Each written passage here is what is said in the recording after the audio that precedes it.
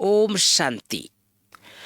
आज 22 मार्च 2026। आज विशेष आप सबको दो बातें सुनाना चाहता हूँ शुरू में। एक तो रविवार है और रविवार को हम सभी अव्यक्त बाप दादा के महावाक्य सुनते हैं, और दूसरा आज प्यारे अव्यक्त बाप दादा का अव्यक्त मिलन का इस सीजन का लास्ट डे है, लास्ट टर्न है ना। क्योंकि इसके बाद फिर सारा प्रोग्राम मधुबन में, ज्ञान सरोवर में, शांतिवन में अलग अलग प्रोग्राम चालू हो जाएगा और बाबा का टर्न जो है ये लास्ट हो जाएगा। क्योंकि इस समय जो है पूरे भारत से अनेक स्थानों से, खास करके ये जो टर्न है ना भाई बहनों, पंजाब जोन का है, तो पूरे पंजाब, हरियाणा, उस जम्मू कश्मीर के और भी भारत के अलग अलग स्थानों से लास्ट मिलन है। तो बाहर बहुत भीड़ है।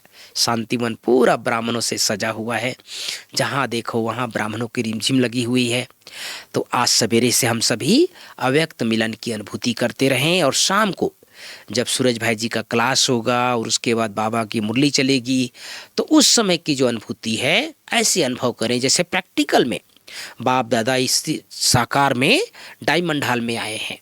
और बहुत से भाई बहनों का ऐसा अनुभव है कि जब ये अव्यक्त बाप दादा की मुरली सुनते हैं तो ऐसा लगता है जैसे अभी इसी समय बाबा वरदानी दृष्टि दे रहे हैं। तो आप सबको लास्ट मिलन की, प्रभु मिलन की और आज अव्यक्त मिलन की बहुत बहुत बधाई। आज की मुरली में मुख्य बिंदु, आज बाप दादा, ये जो बाबा की मुरली भाई बहनों रिवाइज डेट की मुरली है 7/4/2009 की। तो मुरली बाबा ने कहा आज बाप दादा टीचर्स को एक विशेष सेवा याद दिलाता है। भले टीचर्स को बाबा ने कहा है, लेकिन हम सब के लिए भी कहा है। क्या याद दिलाया है? जो होमवर्क करना, बाबा याद दिला रहे हैं। क्या होमवर्क करना? सदा टीचर अपने को सच्चे साथी, समीप के साथी, अपने द्वारा बाप को प्रत्यक्ष करने वाली कोई भी आपको देखे तो क्या कहें? तो इन्हों को बनाने वाला कौन? इन्हों का भी बाप, शिक्षक, सदगुरु कौन? आपको नहीं देखे, इसको देखे, बाप को देखे। इसी सोमान में यह 6-7 मास जो मिलना है, यह होमवर्क करना। क्योंकि बाबा की मुरली अप्रैल मास की जो मुरली है, तो उसके बाद अगला सीजन जो बाबा का होता है अक्टूबर नवंबर, तो बाबा उस समय कह रहे हैं कि अभी 6-7 मास आपके पास समय है, तो ये पुरुषार्थ करना। आपको देखे, आप नहीं दिखाई दो, बाप दिखाई दे। आज के अव्यक्त बाप दादा की दूसरी बिंदु, बाप दादा और विशेष ब्रह्मा बाप हमेशा बच्चों को मधुबन का श्रृंगार कहते हैं। आप सब मधुबन में आए, बाप दादा भी साकार रूप में इतने परिवार को देख खुश हैं। सहन करना पड़ा है, लेकिन यह सहन भी सदा के लिए सहन शक्ति बढ़ाएगा। आप सबको याद दिला देना चाहता हूँ, बाबा जो सहन शक्ति की बात कर रहे हैं ना भाई बहनों, ये 2009 में पानी की बड़ी समस्या हो गई थी। क्योंकि आप सबको पता है पानी का इतना साधन नहीं था, स्टोरेज नहीं था। अभी तो जो ओम म्यूजियम है ना, उनके सामने कईयों को पता नहीं होगा, बहुत बड़ा स्टोरेज है पानी का, बहुत बड़ा। आप कभी टाइम मिले देखने जाना। तो अभी पानी का स्टॉक कर लेते हैं। पहले नदी से पानी आता था, बाबा को कहना पड़ता था पानी जो है हिसाब से देख करके पानी बचत करके चलाओ। तो उसलिए बाबा ने कहा था सहन करना पड़ा है। आज प्यारे बाबा की मुरली का हेडिंग है, कारण शब्द से मुक्त रह, चलन और चेहरे से मुक्ति देने वाले मुक्तिदाता बनो, सेवा के उमंग उत्साह के साथ सदा बेहद के वैराग्य वृत्ति में रहो। पहली बात, बाबा कहते हैं आज बाप दादा चारों ओर के बच्चों को, बच्चे जो डबल मालिक है, उन हर एक बच्चे को देख रहे हैं। एक तो बाप के सर्व खजानों के मालिक हैं और दूसरा स्वराज्य के मालिक है। दोनों मालिकपन हर बच्चे को बाप द्वारा मिला हुआ है। मेरा बाबा कहा और बाप ने भी मेरा बच्चा कहा, तो क्या हो गए? बालक और मालिक दोनों अनुभव हो गए ना। आज की मुरली में दूसरी बात, बाप दादा समय प्रति समय इशारा दे दिया है। क्या इशारा दिया है?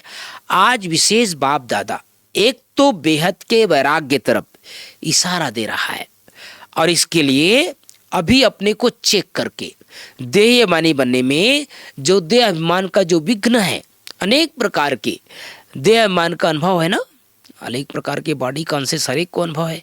इसको बाबा क्या कर रहे हैं, इसको परिवर्तन करो। तीसरी बात, दो शब्द सब बातों में आता है, जैसे देह के संबंध, देह के पदार्थ, देह के संस्कार।